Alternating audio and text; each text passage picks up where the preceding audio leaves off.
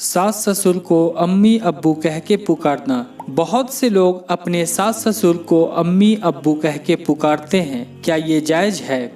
जायज़ है भाई, सास ससुर को ताज़ीम से अब्बू अम्मी ही कहना चाहिए, क्योंकि आपके शौहर के अब्बू और आपके शौहर की अम्मी तो उनको बेअदबी महसूस होती है कि जो लक़ब हमें इस घर में मिला हुआ है हमारी औलादों की तरफ से, हमें अब कुछ और नाम से पुकारा जा रहा है। ये उनको एक किस्म की अपनी तौहीन महसूस होती है। तो आपके मियाँ अपनी अम्मी को अम्मी कह रहे हैं, अपने अब्बू को अब्बू कह रहे हैं, तो आप उनके घर में रहकर यही कहें कि अम्मी अब्बू।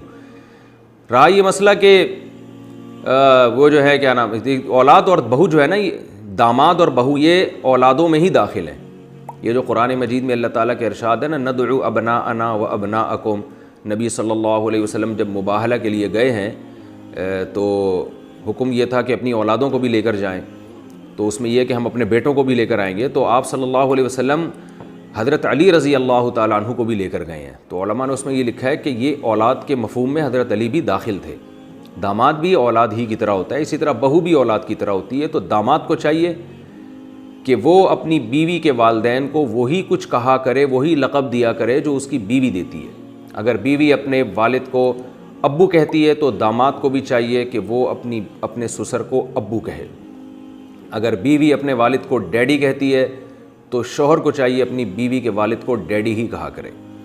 तो जो यानी आपके शौहर अपने वालिदैन के लिए जो लक़ब इस्तेमाल करते हैं तो बीवी को चाहिए वो ही लक़ब सास ससुर के लिए इस्तेमाल करे।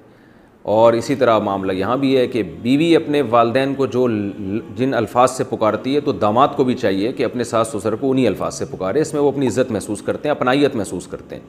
रहा ये मसला कि भाई अब्बा के अलावा किसी और की तरफ निस्बत जायज़ नहीं है, तो उसका मतलब ये है कि गैर अब्बा को अपना अब्बा बना के नहीं पेश करना चाहिए।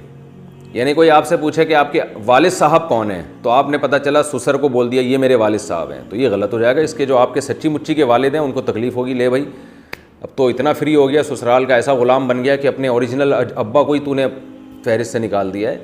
तो ये मतलब है कि जब कोई आपसे पूछे कि आपकी वालिदा कौन है, तो फिर आपने अपनी सच्ची मुच्ची की वालिदा का नाम बताना है, मदर इन लॉ का नाम नहीं बताना। ना माँ का नसब तब्दील कर सकते हैं, ना बाप का नसब। तो प्यार से तो किसी को भी पुकार सकते हैं। हम तो ऐसे लोगों को भी जानते हैं कि अपने अब्बा को कुछ और कहते हैं और चाचा को अब्बा कहते हैं। तो ये जो अल्फाज है ना, इनसे कुछ नहीं होता। गैर वालिद की तरफ निस्बत के कन्फ्यूजन पैदा हो जाए कि ये इसके हकीकी हैं या नहीं है, तो ये कन्फ्यूजन आपको बहरहाल दूर करनी पड़ेगी। जब कोई पूछे कि तुम्हारे हकीकी फ़ादर कौन है तो वो आपको बताना पड़ेगा। इसकी मिसाल ऐसे जैसे आजकल ले पालक में वल्दियत में अपना नाम डाल देते हैं। ये बहुत बड़ा जुर्म है, बहुत बड़ा गुनाह है। मैं चूँकि बहुत निकाह पढ़ाता रहता हूँ तो उसमें कई बार ऐसा होता है कि लड़की के जो असल वालिद हैं उनका नाम नहीं होता, बल्कि बच्ची को बचपन में जिसने लेके पाला होता है उसका नाम डाला होता है। ये बहुत बड़ा जुर्म है। सूरह अहज़ाब में कुरान ने इससे साफ़ तौर पे मना किया है।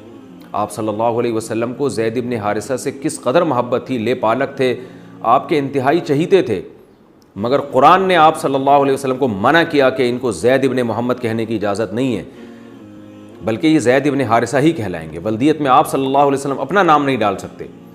तो हमें कैसे इजाज़त दे दी गई है कि हम सौतेले बच्चे के नाम के साथ सौतेले बाप का नाम डाल दें आईडी कार्ड में और बे फॉर्म वगैरह में, बर्थ सर्टिफिकेट में और निकाह नामे में? ये बिल्कुल गलत है, इसकी क़तन इजाज़त नहीं है। हाँ, प्यार से किसी को भी कुछ भी कहा जा सकता है, इसमें ना अल्लाह की तरफ से पाबंदी ना गवर्नमेंट की तरफ से, बल्कि सास ससुर को सास ससुर के बजाय अब्बू अम्मी कह के ख़िताब करना चाहिए। इससे उनको खुशी होती है कि हमें इज़्ज़त दी जा रही है इस घर में।